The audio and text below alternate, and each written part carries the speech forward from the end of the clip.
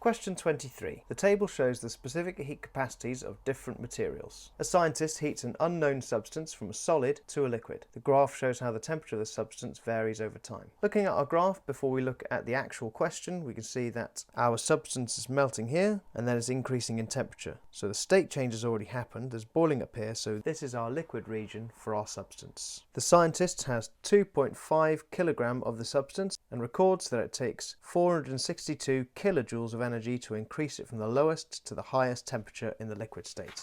So from here to there takes 462 kilojoules of energy.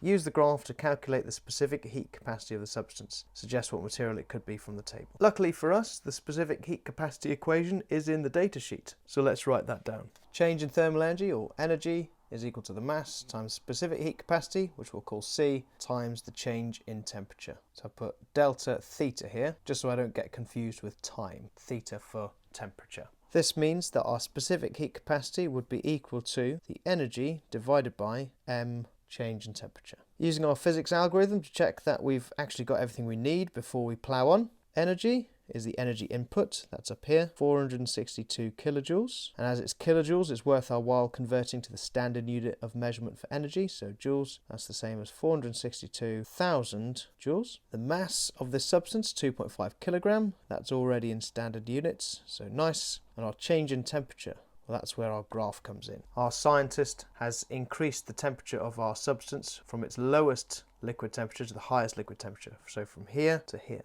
There are 10 squares between 400 and 500, so each square is worth 10, so 400, 410, 420, all the way to 500. So our starting temperature is 420 degrees C. And up here, our final temperature for our liquid, the hottest it gets before it starts boiling, is 900 degrees C there. So using these two numbers, our change in temperature is 900 minus 420, 480 degrees. Now we've got all the ingredients we need, let's put it into the equation.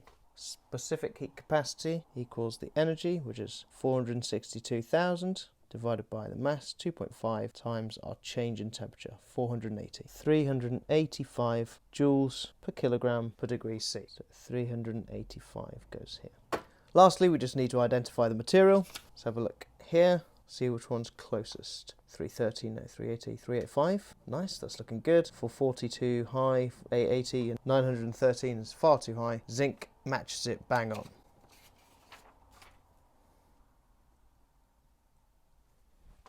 Question 23b suggests two reasons why the scientist cannot be certain that the substance has been identified correctly. This is quite a tricky question. You kind of have to think outside the box.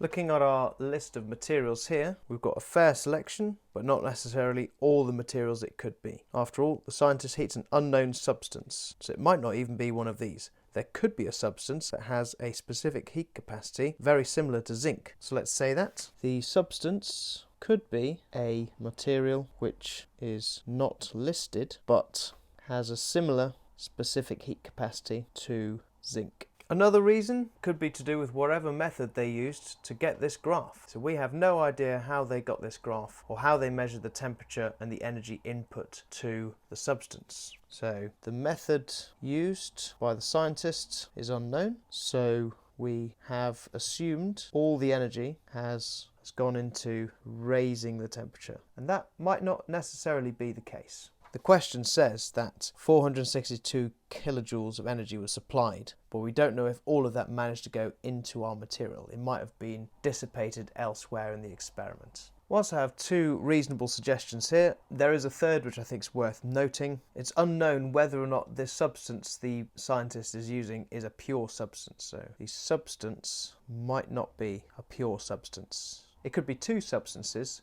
which, when mixed together, they have a combined specific heat capacity which is similar to zinc.